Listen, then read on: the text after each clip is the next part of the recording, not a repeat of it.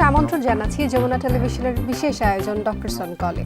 আপনাদের স্বাস্থ্য বিষয়ক নানান প্রশ্ন আর সেসব কিছুর তাৎক্ষণিক সমাধান নিয়ে আমাদের এই আয়োজন। আপনাদের সাথে পুরো আয়োজন জুড়ে সাথে আছে আমি ডাক্তার সিদ্রা ইকবাল। আমাদের এই আয়োজনে থাকছেন দেশ বরেণ্য আর আধুনিক চিকিৎসা বিজ্ঞানে দক্ষ চিকিৎসকরা। দর্শক, আজ আমাদের আলোচনার বিষয় পেট ব্যথা। আলোচনার জন্য আজ আমাদের সাথে অতিথি হিসেবে আছেন লিভার, পিত্তথলি, পিত্তনালী ও অগ্নাশয় বিশেষজ্ঞ সার্জন ডাক্তার সারোয়ার আহমেদ সোবহান। আমাদের বিশেষজ্ঞ চিকিৎসকের পরামর্শ পাওয়ার জন্য আপনারা ফোন করুন 982405 নাম্বারে। ডাক্তার সোবহান, আপনাকে স্বাগত জানাচ্ছি ডক্টর সন কলে। আপনাকে ধন্যবাদ। আমরা আজ খুবই সাধারণ একটা বিষয় নিয়ে কথা বলবো, পেট ব্যথা। তারপরে বলি, সাধারণ সমস্যা হলেও এর কারণ বা ধরন ব্যাপ্তি অনেকগুলো রয়েছে। তো প্রথমে একটু শুরু করতে চাই যে পেটের অনেক অংশই তো ব্যথা হয়, তো পেটের কোন অংশের ব্যথা শরীরের বা কোন অঙ্গের সমস্যার নির্দেশ দিচ্ছে, যে কোথায় ব্যথা হলে কোন ব্যথা, কি ধরনের ব্যথা, কি করে বুঝবো? আচ্ছা, থ্যাংক ইউ। আপনি অনেক সুন্দর একটি প্রশ্ন করেছেন। আসলে আমাদের কাছে অহরহ রোগীরাই আসে, বিশেষ করে সার্জনদের কাছে বিভিন্ন ধরনের পেটে ব্যথা নিয়ে। আমি যদি পেটটাকে তিন ভাগে ভাগ করি, যে উপরের পেট, নিচের পেট এবং মাঝখানের। সাধারণত উপরের পেটে ব্যথা নিয়ে আসলে যারা অ্যাডাল্ট ক্ষেত্রে আমরা তিনটা জিনিস আমাদের মাথায় ঘুরে। একটা হলো যে তার পাকস্থলীর ব্যথা, বা আমরা সাধারণ ভাষায় যেটা বলে থাকি যে পেপসিক আলসার ডিজিজ, বা সাধারণ লোকরা যেটাকে গ্যাস্ট্রিক্যাল আলসার বলে থাকে, এই ব্যথাটা হতে পারে। এটা নিয়ে আমাদের কাছে এবং মেডিসিন ডক্টরের কাছে আসে। এটা সাধারণত উপরের পেটে হয়ে থাকে। দ্বিতীয়ত আরেকটা ব্যথার কথা আমরা চিন্তা করি যে পিত্তথলিতে পাথর। এই ব্যথাটাও অলমোস্ট সেম, তবে কিছুটা ডান পাশে, উপরের পেটে ডান পাশের দিকে হয়ে থাকে, এবং মাঝে মাঝে ব্যথাটা পিছনের দিকে, পিঠের দিকে যেতে পারে। এছাড়াও তৃতীয় যে ব্যথাটা হয় সেটা আমরা বলে থাকি ক্রনিক প্যানক্রিয়াটাইটিস বা অ্যাকিউট প্যানক্রিয়াটাইটিস, যে অগ্নাশয়ের প্রদাহ।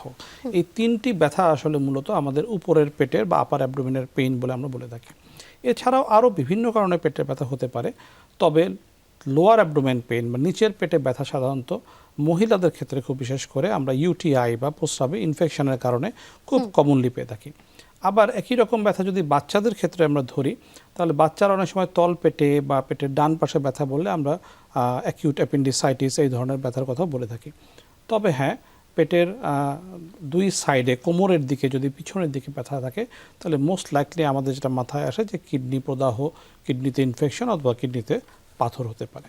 আচ্ছা, যেহেতু গ্যাস্ট্রিকের কথা থেকে আমরা শুরু করেছিলাম, তো একটু গ্যাস্ট্রিকের কথা দিয়ে আমি বলতে চাই যে পেটের ব্যথা হলে আসলে কি করে বুঝবে যেটা গ্যাস্ট্রিকের ব্যথা না বা অন্য কোনো গুরুতর সমস্যা সেটা হতে পারে? আচ্ছা, এই ধরনের রোগীরা সাধারণত দীর্ঘদিন অল্প অল্প করে ব্যথা, শুধু শুরু হয় যে ক্ষুধা মন্দা, খেতে ভালো লাগে না, খাওয়ার পরে পেট ফুলে যায়, অল্প খেলেই তার পেট ভরে যায় বা ভারী ভারী লাগে। তারপরে ভরা পেটে বা তেল চর্বি জাতীয় খাবার খেলে বা কোথাও বিয়ে বাড়িতে গেলে খাবার খাওয়ার পর থেকে তার ঢেকুর উঠছে বা ব্যথা শুরু হচ্ছে। এই ধরনের রোগীরা সাধারণত আমাদের কাছে পেপটিক আলসার ডিজিজ নিয়ে আসে। তবে তারা যদি সময় মতো চিকিৎসা গ্রহণ করে, বা আমরা যেটাকে অমিপ্রাজল বা এই ধরনের ওষুধ ব্যবহার করে থাকি, ওষুধ নিয়মিত পান করে বা গ্রহণ করে থাকে, তাহলে এটি আর খুব বেশি বাড়তে পারে না বা ভালো হয়ে যায়। তবে কেউ যদি দীর্ঘদিনটাকে অবহেলা করে, তাহলে তার স্থায়ী রূপ নিতে পারে পাকস্থলীতে আলসারটা। সেক্ষেত্রে তীব্র পেটে ব্যথা নিয়ে আসতে পারে, বা এই ব্যথা নিয়ে তাকে হসপিটালেও ভর্তি হতে দেখা যায়। আচ্ছা, গ্যাস্ট্রিকের সমস্যার জন্য আমাদের দেশে ফার্মাসি থেকে কিন্তু খুব ইজিলি হচ্ছে গ্যাস্ট্রিকের যে ওষুধ বা অমিপ্রাজল জাতীয় যে ওষুধগুলো আছে সেটা তারা সেবন করে থাকে। তো চিকিৎসকের পরামর্শ ছাড়া দীর্ঘদিন ধরে যদি গ্যাস্ট্রিকের ওষুধ কেউ সেবন করে থাকে, সেক্ষেত্রে কোনো সমস্যা হতে পারে কিনা? আসলে যে কোনো ওষুধের ক্ষেত্রেই রেজিস্টার্ড ডক্টরের কাছ থেকে প্রেসক্রিপশন নিয়ে তার সিমটমগুলো দেখে ওষুধ খাওয়া আসলে উচিত। সরাসরি ফার্মেসিতে যে তার সিমটম বলে ওষুধ নিয়ে খাওয়াটা খুব ডিফিকাল্ট। এটি সাধারণত দেশের বাইরে বা উন্নত বিশ্বে এটা সম্ভব না, ডাক্তারের প্রেসক্রিপশন ছাড়া ওষুধ কেনা। আমাদের দেশেও এটা নিয়ে এখন কাজ হচ্ছে যে প্রেসক্রিপশন ব্যতিরেকে যেন খাওয়ানো হয়। তবে আমি বলবো যে এই ধরনের কাজটা খুবই রিস্কি, কারণ কোনটা আসলে গ্যাস্ট্রিকের ব্যথা বা পেপটিক আলসার ডিজিজের ব্যথা, কোনটা অন্য কোনো রোগের ব্যথা, এটা না দেখেই যদি আমরা দীর্ঘদিন ধরে অমিপ্রাজল বা এই ধরনের ওষুধ খেয়ে থাকি, তাহলে যদি সেটা গ্যাস্ট্রিক আলসার না হয় অন্য কোনো ধরনের অসুখ হয়ে থাকে, একদিকে সেটা আমরা যেমন মিসডায়াগনোসিস হব, এবং একটা সময় সেটি যখন অত্যন্ত গুরুতর পর্যায়ে চলে যাবে, তখন আসলে ধরা পড়ার পরে আমাদের খুব বেশি কিছু করার থাকে না। এক, দুই, এরকমভাবে আলসারের ওষুধ খেতে খেতে বেশ কিছু রোগী আমাদের কাছে পাকস্থলীর ক্যান্সার বা টিউমার নিয়েও আসে। তো তখন দেখা যায় যে এটি হয়তো 3 মাস, 6 মাস বা তিনি 2 বছর ধরে খাচ্ছেন, এই ব্যথাটিকে তিনি গুরুত্ব দেননি। এখন একটা অ্যাডভান্স স্টেজ পাকস্থলীর আলসার বা ক্যান্সার নিয়ে আমাদের কাছে আসার পরে তখন পরীক্ষা নিরীক্ষা করে ধরা পড়ে, এবং ওই সময় আসলে খুব বেশি কিছু করা যায় না। এই জন্য আমি বলবো যে প্রাথমিকভাবেই যখন দেখা দেওয়ার সাথেই যদি একজন রেজিস্টার্ড ডক্টরের কাছে দেখা যায় এবং পরীক্ষা নিরীক্ষা করে রোগ নির্ণয় করায় খুব অল্পতেই আমরা রোগ থেকে মুক্তি পেতে পারি। আচ্ছা, খাবার খাওয়ার ঠিক পরপরই পেট ব্যথা শুরু হওয়া কিসের লক্ষণ? আচ্ছা, বেশ কিছু রোগী আমাদের কাছে বলে যে আমি খেতে পারি না, খেলেই আমার পেট ফুলে যায়, বা তেল জাতীয় চর্বি জাতীয় খাবার খেলেই আমার চুনা ঢেকুর ওঠে। আমরা সাধারণত প্রথমে তাদেরকে একটা এন্ডোস্কোপি অ্যাডভাইস করি যে আপনার পাকস্থলীটা আমরা দেখতে চাই এন্ডোস্কোপি করে যে এখানে কোনো প্রদাহ বা আলসার আছে কিনা।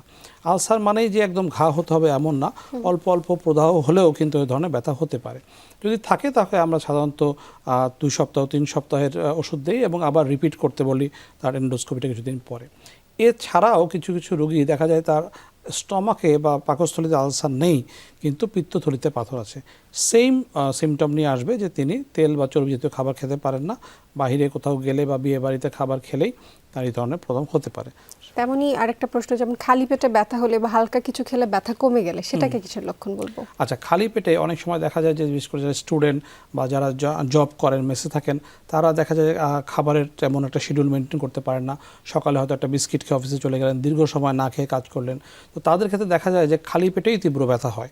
এটাকে আমরা একদম টিপিক্যালি আমরা বলি যে গ্যাস্ট্রিক আলসার ডিজিজ, যে খালি পেটেই তার ব্যথা হচ্ছে এবং ব্যথাটা দিন দিন বাড়ছে এবং তারপরে কিছু খেলে তার আরাম হয়। এটা লক্ষণ দেখেই বোঝা যায় যে সেটা হচ্ছে গ্যাস্ট্রিক আলসারের দিকে যাচ্ছে। একজন দর্শক আমাদের সাথে যুক্ত আছেন, ওনার প্রশ্নটা আমরা নিয়ে নিব, তবে উত্তরটা আমরা বিরতি থেকে এসে তারপরে দিব। দর্শক, কে বলছেন, কোথা থেকে বলছেন, নাম বলে প্রশ্ন করুন। হ্যালো, আসসালামু আলাইকুম। ওয়ালাইকুম আসসালাম, শুনতে পাচ্ছি। জি, আমার নাম জামাল, আমার নাম মোহাম্মদ জামাল, আমি দুবাই থেকে বলছি। জি জামাল, শুনতে পাচ্ছি, আপনার প্রশ্নটি করুন। জি, আমি স্যারের কাছে আমার প্রশ্নটা হচ্ছে যে আমার পেটে কিছুদিন ধরে পেটে ব্যথা করতেছে। এখন ব্যথাটা পেটের ডাইন পাশে, কিন্তু কিছুক্ষণ উপর, কতক্ষণ উপরে, কতক্ষণ নিচে বাবা যায়। আমি ডক্টরের কাছে গেছি, ডক্টরের কাছে যাওয়ার পর উনি আমাকে পরীক্ষা দিয়েছে, আলট্রা দিছে। আলট্রা দেওয়ার পরে চেক করে বলছে যে উনি এখন কিছু নাই, পেটে নাকি কি একটু ফুলে গেছে বলছে আমারে। এখন ওষুধ দিয়েছে, ওষুধ দেওয়ার পরে এগুলি খাবার পর কোনো চূড়া হয়নি। সেজন্য আমি স্যারের কাছে একটু জানতে চাচ্ছিলাম। জি জামাল, আপনি আমাদের সাথে থাকুন, আমরা আপনার প্রশ্নের উত্তরটি দিব। আর কোনো প্রশ্ন আছে আপনার জামালের কাছে আপনার? জি না, বস ওই আমার ব্যথাটা বস লাড়াচাড়া হয়। কতক্ষণ আপনি প্রশ্ন করতে পারেন দর্শককে। আচ্ছা জামাল সাহেব, আপনার ব্যথাটা কতদিন ধরে? স্যার প্রায় আজকে অনেক দিন ধরে, এটা 7 মাস 8 মাস পর্যন্ত হয়েছে। আমি দেখে গেছিলাম, দেখে যাওয়ার পরে ওই টাইমে আমার ডক্টর ওষুধ দিল, কিন্তু এটা কমা, এখন থেকে কমা নাই। ব্যথাটা কি আপনার খালি পেটে বা ভরা পেটে এরকম কোনো পার্থক্য আছে নাকি সব সময় হয়? না, খালি পেটে বড় এরকম কোনো টাইম নেই। ঠিক আছে, ব্যথাটা কি পেটেই থাকে নাকি পিঠের দিকে যায়? না, পিঠের দিকে যায় না, পেটের ডেন পাশে, পাঁচজনের ডেন পাশের নিচে। ঠিক আছে, জামাল সাহেবের মতো অনেক রোগীরাই আমাদের কাছে প্রায়শই আসেন যে পেটের ডান দিকে ব্যথাটা কখনো কখনো তীব্র হয়, কখনো কখনো আবার ভালো হয়ে যায় এবং খাবার দাবারের সাথে সম্পর্ক থাকে না, এবং অনেক রোগীরাই আসলে বিদেশ থেকেও আসে। তো আমি যেটা বলবো যে আসলে 2 ধরনের ব্যথা এখানে হতে পারে। একটা হলো যে তার অনিয়মিত খাবার দাবার ব্যাপারে, কারণ আমি জানি যে প্রবাসী ভাইরা যারা থাকে তাদের রুটিন মেনটেন করে খাবারটা খাওয়া হয় না, প্রচুর পরিশ্রম করতে হয়, পানি কম খেতে পারে। তো সেক্ষেত্রে একটা প্রথম যেটা আমাদের মাথায় আসে সেটা হলো যে গ্যাস্ট্রিক আলসার ডিজিজ, তিনি দীর্ঘদিন ধরে পিইউডি বা আলসারে ভুগছেন। তো তাকে একটু লম্বা সময়ের জন্য আসলে আমি ওমিপ্রাজল বা প্যান্টোপ্রাজল এই ধরনের ওষুধ খেতে বলবো এর পাওয়ার আগে। এর পাশাপাশি তিনি অমিডনও খেতে পারেন যাতে তার ক্ষুধা মন্দা বা খাওয়ার রুচিটা ঠিকমতো আসে। আর এর পাশাপাশি আমি তাকে বলবো যে ওখানকার একজন ভালো ফিজিশিয়ান বা গ্যাস্ট্রোএন্টারোলজিস্ট দেখানোর জন্য একটা পুরো পেটের আলট্রাসোনোগ্রাম হোল অ্যাবডোমেন করার জন্য, তার লিভার, পিত্তথলি, পিত্তনালী, অগ্নাশয় আমরা চেক করে দেখতে চাই। এর পাশাপাশি একটা এন্ডোস্কোপি করতে চাই যেন তার পাকস্থলীতে কোনো আলসার থাকলে আমরা ধরতে পারি। এরপরেই আসলে তার সঠিক চিকিৎসাটা করা সম্ভব। এবার আমরা একটু আমাদের মূল আলোচনা চলে আসতে চাই। একটু জানতে চাই, দীর্ঘদিন ধরে যদি কারো মাঝে মধ্যে পেট ব্যথা হচ্ছে বা মল ত্যাগ করতে গেলে পেটে ব্যথা হচ্ছে বা কখনো হচ্ছে কষা বা কখনো পাতলা পায়খানা হচ্ছে, এগুলো আসলে কিসের লক্ষণ? আচ্ছা, সাধারণত রোগীরা বাথরুম বা টয়লেট করতে গেলে যে প্রবলেমটা ফেস করে এরকম রোগীরা আমাদের কাছে প্রায়শই আসে। আমরা অনেক সময় আইবিএস বলি, ইরিটেবল বাওয়েল সিনড্রোম, যে তিনি সাধারণত নির্দিষ্ট এক ধরনের ফুড খেতে পারেন না।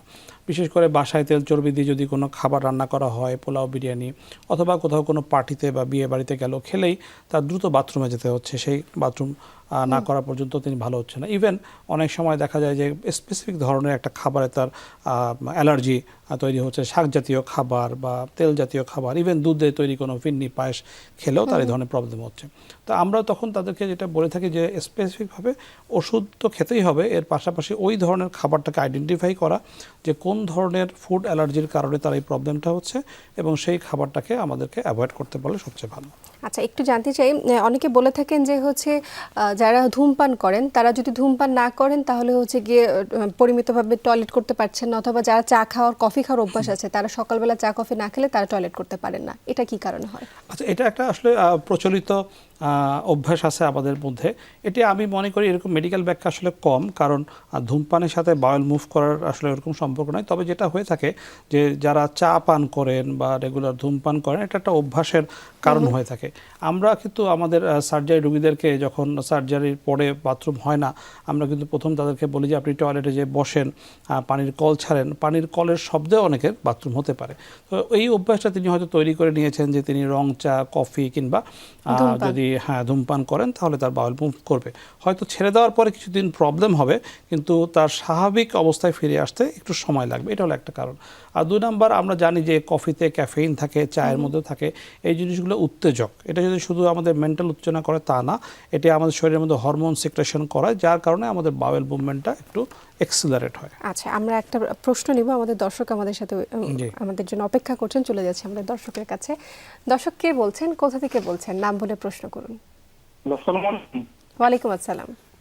আমি রাজশাহী থেকে সৈবুর রহমান বলছি। জি, শুনতে পাচ্ছি, আপনার প্রশ্নটি করুন। আমার মায়ের বয়স 60+, খাবার পরে পেট ফুলে যায়। জি, মানে খাবারের পরে অতিরিক্ত হারে পেট ফুলে যায়। আর কোনো সমস্যা আছে? না, আর অন্য কোনো সমস্যা আছে, কিন্তু আপনার এটা হলো মেন সমস্যা, মানে খাওয়ার পরে পেট আপনি ফুলে প্রশ্ন যায়। করতে পারেন, কিছু জানতে জি, চাইলে। আমি ওনার কি নিয়মিত বাথরুম হয় বা টয়লেটের কোনো প্রবলেম আছে? না, তেমন প্রবলেম নাই, নিয়মিত হয়, মাঝে মধ্যে হয় না আর। আচ্ছা, বাথরুম করার জন্য কোনো ওষুধ গ্রহণ করতে হয় যে নিয়মিত না না অ্যাভোলাক্স? না না না না, কোনো ওষুধ গ্রহণ করতে হয় না। আচ্ছা আচ্ছা, পেটে কি কোনো ধরনের ব্যথা আছে বা পেট ফুলে গেলে কোনো ব্যথা হয়? না, কোনো ব্যথা ব্যথা হয় না, হলো আপনার পেটটা ফুলে যায়, অতিরিক্ত হারে ফুলে যায়। ঠিক আছে, আমরা উত্তরটা একটু দিয়ে দিই। জি। আসলে এই ধরনের পেশেন্টরা আমরা একটু এল্ডারলি পেশেন্ট, ওরা মা বলো 60 বছর বয়স, তো একটু বয়স হয়ে যাওয়ার পরে যেটা হয় যে আমাদের গ্যাস্ট্রিক মোটিলিটি বা আমাদের যে খাবার খাওয়ার পরে স্বাভাবিক বাথরুমের হারটা কমে আসে, মোটিলিটিটা কমে যায়। তো এই বয়সে আমরা তখন বলি যে আপনি ফাইবার জাতীয় খাবার একটু বেশি খেতে হবে, কারণ ওই সময় আসলে আমাদের যে মুভমেন্ট, স্বাভাবিক কর্মদক্ষতা কমে যায়, আগের চেয়ে কাজ করা হয় কম, ঘুম ঠিক মতো হয় না, পর্যাপ্ত পানি খাওয়া হয় না, সব কিছু মিলিয়ে তার যে গ্যাস্ট্রিক মোটিলিটি কম হয়ে যাওয়ার কারণে রেগুলার বাউল মুভমেন্টটা আসলে ডিস্টার্ব হয়ে যায়। তো এটাকে ফিরিয়ে আনতে হলে একরকম তাকে আবার রেগুলার একটু এক্সারসাইজ করতে হবে। এর পাশাপাশি ফাইবার জাতীয় খাবার, যেমন আমরা সবজি, আমাদের দেশে তো প্রচুর সবজি পাওয়া শাকসবজি যায়, জাতীয় খাবার। হ্যাঁ, তো এই ধরনের খাবারগুলো একটু বাড়তি খেতে হবে যেন তার একটু বাল্ক ফর্ম হয়। অনেক সময় আমরা কলার কথাও বলে থাকি, চাল কুমড়া, পেঁপে, এই ধরনের তরকারি খেতে হবে। আর এরপরে যদিও তার পেট ফুলে যায় তাহলে রেগুলার মুভ করার জন্য আমরা ল্যাক্সেটিভ জাতীয় ওষুধ তাদেরকে পান করতে বলি, যেন রেগুলার তারা বাউল মুভ করতে পারে। পায়খানার সাথে রক্ত যাওয়া বা কালচে পায়খানা হওয়া বা আলকাত্রার মতো পায়খানা হওয়ার সাথে পেট ব্যথার কি সম্পর্ক আছে? আচ্ছা, খুব ভালো প্রশ্ন করেছেন। এটিকে আমরা সাধারণত ডাক্তার ভাষায় মেলেনা বলে থাকি। সাধারণত আমাদের পাকস্থলী বা উপরের অংশ থেকে যদি রক্তক্ষরণ হয়, সেটি গ্যাস্ট্রিক আলসার থেকেও হতে পারে অথবা টিউমার থেকে হতে পারে। এই রক্তটি, লাল রক্তটি আসলে দীর্ঘ সময় পথ পার করে যখন টয়লেট বা পায়খানার সাথে আসে তখন এটি কালচে রং ধারণ করে। তো আমি বলবো যে কেউ যদি তার বাথরুমের সাথে বা টয়লেটের সাথে রেগুলার এরকম কালচে পায়খানা দেখে, অবশ্যই তাকে একজন গ্যাস্ট্রোএন্টারোলজিস্ট অথবা একজন সার্জারি বিশেষজ্ঞ ডাক্তারের সাথে দেখা করতে হবে।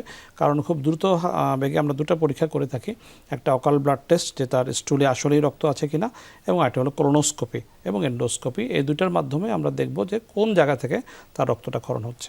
আচ্ছা, পেট ব্যথার কোন লক্ষণ দেখলে একদম হচ্ছে 1 মিনিটও বা 1 মুহূর্ত দেরি না করে ইমার্জেন্সিতে নিতে হবে?